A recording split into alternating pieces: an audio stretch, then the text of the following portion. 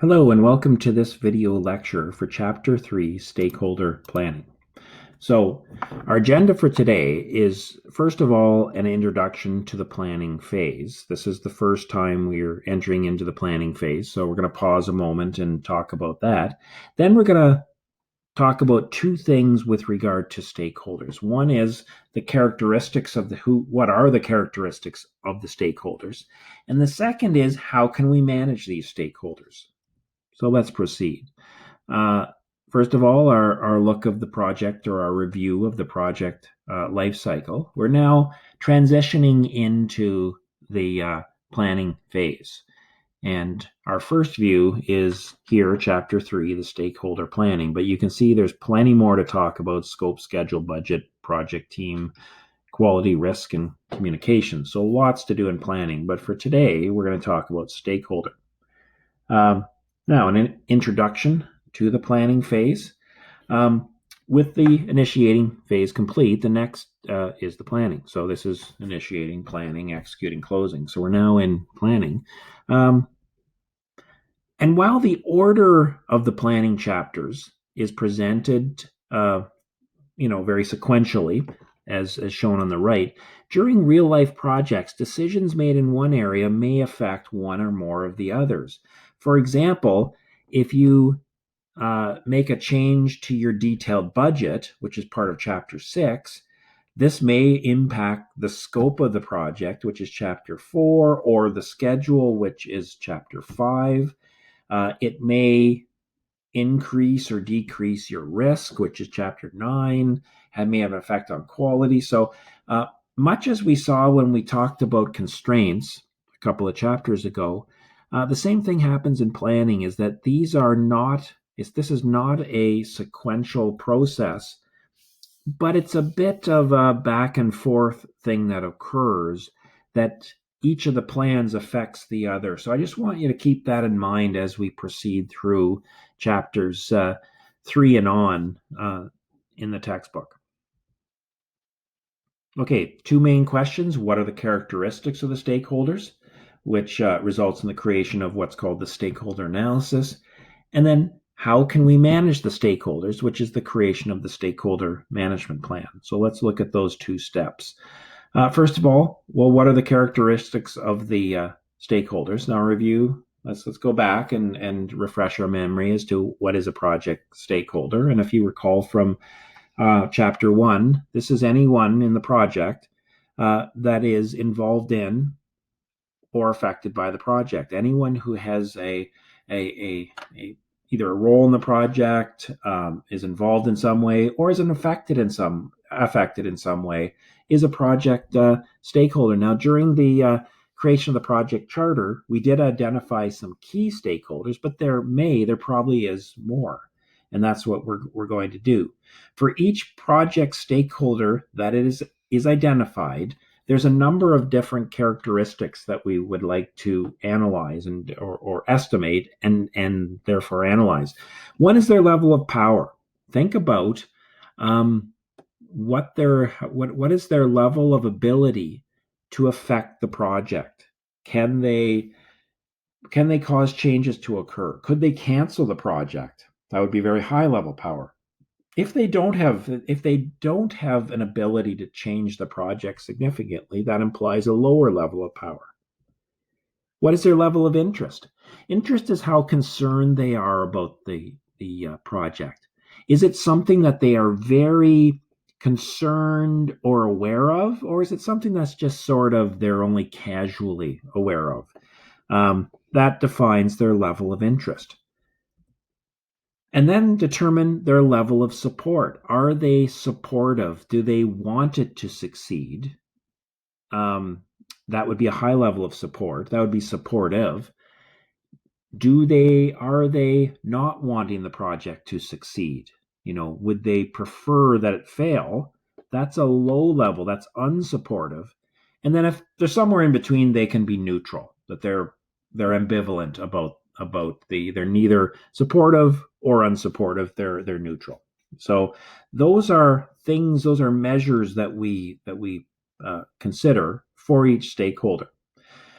Again, please go to the textbook and read the section, create the case study update, creating the stakeholder analysis. So please do so. Just pause the video and then come on back here when you're done. Okay, so you're back.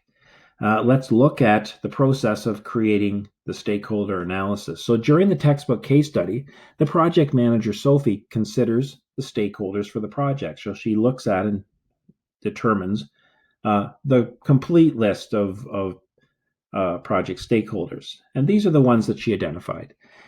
Casey, who is the CEO of the company. You've seen her in past case study updates. Arun Singh, who's the project sponsor. You've also heard from him in different earlier case study updates. There are other version 4 project managers. As you know, there are 3 other version 4 projects that are occurring. Those project managers are stakeholders because they could affect our project. There's Jackson Woodhouse, who's the VP of customer support. So that's a stakeholder that we would need to consider. There is the project team itself that who will be working on the project, definitely stakeholders, and there's the Deco Productions employees, who are another group of stakeholders. So you can see there's various characteristics that are at play here. One is that some stakeholders we're showing are individuals, such as Casey, Arun, Jackson. Others are groups, such as the version 4 project managers, the project team, and the employees. So you can have groups of stakeholders or you can have individuals. And it just depends on the situation of for the employees, for example, all of the employees we view as the same characteristics. So there's no need. In fact, we would not want to list out every single employee because they'd all have the same characteristics to us and we would manage them the same way. So that allows us to do that. Also note that at this point in time, we don't necessarily know who the project team is yet. So we can still identify the team as a stakeholder without knowing exactly who they are. And here is the stakeholder analysis. Now, this was something that by viewing or reading the case study, you saw this process, but here is the results of the stakeholder analysis. We can see that Casey has high power, high interest, and is supportive, or that's our view. Same with Arun. The other version 4 project managers, we're identifying their power is high. They can have a profound effect on our project. Their interest is relatively low in our project. They're more concerned with their own project, and their level of support is neutral. That's our estimation of it. Jackson, who you would have remembered him from an earlier chapter. His level of power is high and interest is high, but we view him as potentially unsupportive because his project was rejected, so he may not be that supportive of our project. We're suspicious of that at this point, if you want to say it that way. The project team, which we don't know who they are yet, has a low level of power relative to some of our other stakeholders, but their interest should be high and their level of support should be supportive. If there are individuals on our project team that do not have a high level of interest or are not supportive, that would become an issue that we would look at later on. And then the employees of the company, they have a relatively low level of power and interest, and they'd be seen as probably neutral. Again, there may be some that are supportive and some that may be unsupportive, but on average, they're viewed as neutral. So this is our analysis that we've done so far. And now we go on to how can we manage the project stakeholders? And this is where we really take the analysis and now move it into action and say, well, what do we do about it? We ideally would like to have supportive stakeholders. neutral and unsupportive are not as effective for us. So ideally, we would like to manage our stakeholders so that we have as positive a relationship as possible. That doesn't happen accidentally. We have to do something. So this is something that we need to look at. To start us down that road, we should consider each of the combinations of stakeholder power and interest, and we should consider how we should approach each situation. So, to do so, we look at each combination, and these combinations are also on page 32 of your textbook. So, this is something that you can follow along with. But there's these four combinations: high power, high interest, high power, low interest, low power, high interest, low power, low interest stakeholders. And so, given the high low methodology, they're going to fit into one of these four categories. And so, the textbook will describe your general approach that we should do for each combination. So, for example, a high, while all stakeholders, this is from the textbook, while all stakeholders are significant to some degree, this type of stakeholder is a key player in the project. This is your number one stakeholders, the high power, high interest. The PM should pay close attention to this stakeholder and attempt to build as strong a relationship as possible. So your general approach is pay close attention. You should be very much attentive to this stakeholder. Now, the next one, a high power but low interest, isn't as keen about our project, but nonetheless has high power. In this case, their lower level of interest necessitates that the project manager's main priority is to understand the needs and requirements of this stakeholder and ensure they are met. So this is not one that we need to have constant communications with and pay close attention and meet with often. That's something you might want to do with your high power, high interest. For a high power, low interest, you just need to find out what do they need and do it. So this is to understand their needs and requirements and ensure they're done. Now, low power, high interest. This is one where, for example, the team members we designated as low power, high interest, and this is one where we want to focus on providing this stakeholder or stakeholder group with information to keep them well informed because they're interested. They may lack the power, but they have lots of interest. So for interested parties, give them information. Now that's a key thing. So that's our strategy there. And then finally, low power, low interest stakeholders. These are ones that we shouldn't spend a lot of time on, but they should be periodically monitored in order to detect any change in power or interest. For example, our employees were identified as low power, low interest, which means we should, keep an eye on them, periodically check in, just to see where things are happening. For example, if employees suddenly became started to get more interested in the project, suddenly started to feel that this was a negative for the company and that this could become, bring down profits and people were getting worried and so on, we could see a low power, low interest turn into a low power, high interest that is unsupportive and could start to agitate and cause issues for the project. So this is where we just periodically monitor. Now, note that stakeholders can sometimes change characteristics over. Unsupportive can become supportive, or the other way around. Low interest can become high interest. Low power can become high power. If you get citizens who are objecting to a project that contact the media and get a story written about it, they can increase their power through that. So these characteristics can change. Okay, at this point in time, please pause this video again and go read the case study update, Creating the Stakeholder Management Plan. So please do that and then come on back here. Okay, so then we move on now that this step is of vast importance. The stakeholder management plan we should view as an extension of the stakeholder analysis. In effect, those two columns about the stakeholder and plan really could be thought of as additional columns on the stakeholder analysis. It's just that it would make for a pretty wide document. That's why it's split out into its own document.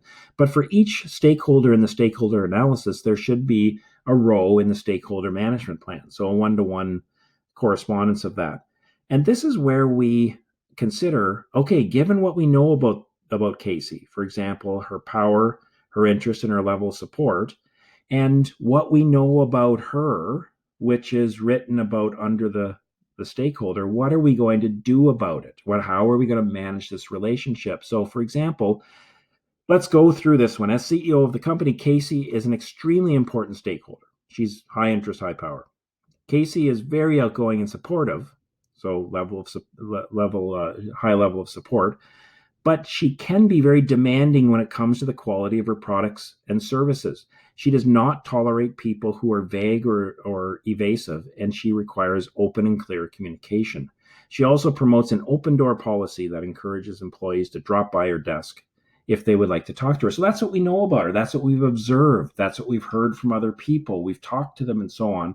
So that's what we know about her.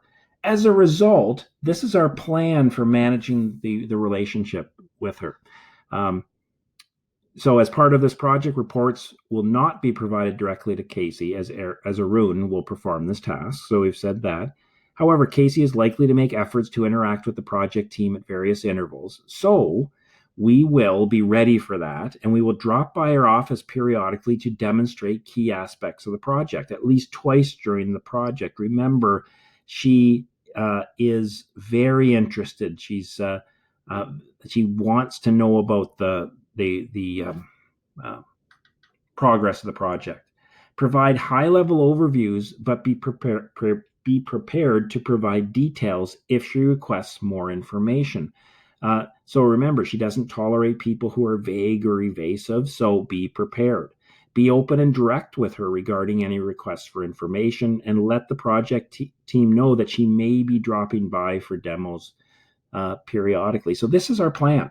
Notice that this is an action plan. It's not just a list of documents that we're going to send to her. People often confuse a stakeholder management plan with a communication management plan, which you will see later in chapter 10. It has an entirely different purpose. It's how you plan to interact with your stakeholder. In the video or in the case study update, you saw that empathy is very important. Putting yourself in the shoes of your stakeholder will help you determine how you should interact with them or what your plan is. There's our plan for Arun. Based on his characteristics, we're going to book informational meetings. We're going to invite him to biweekly demonstrations. We're going to keep him updated regarding the budget information because he's very concerned about the budget and he's a numbers person. The other version 4 project managers, you see our plan there. I won't go through that in detail. Jackson's a special one, a special case, because we suspect he may be unsupportive. He may be angry about the project. So notice early in the project, we plan to drop by Jackson's office to acknowledge and listen to his concerns about his preferred project option. Like, acknowledge the disappointment that act may bring him to become more supportive. Encourage his input and feedback. Let him know that we value his input. And during status updates and reports, acknowledge the value of his department's support. And it goes on. You can see what we're planning for the project team and Deco Productions employees. Now, one note is that all of the other project management documents besides the stakeholder analysis and stakeholder management plan are ones that we generally distribute to others in the organization. We send them to other stakeholders and so on. These two documents that we're talking about here are the exception. These are documents that you do not distribute. These are private, and they're only shared with ourselves or perhaps a very small project management team if there's a few people on that are managing the project. Just because, can you imagine if you were Jackson and then you read this thing where it's being somewhat critical of him, and even kind of he could interpret it as accusing him of being unsupportive. It would not go well.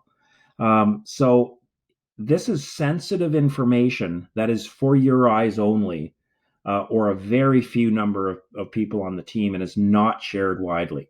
Oftentimes, it's not even written down, it's in your head. We're showing it as being written down from a learning perspective.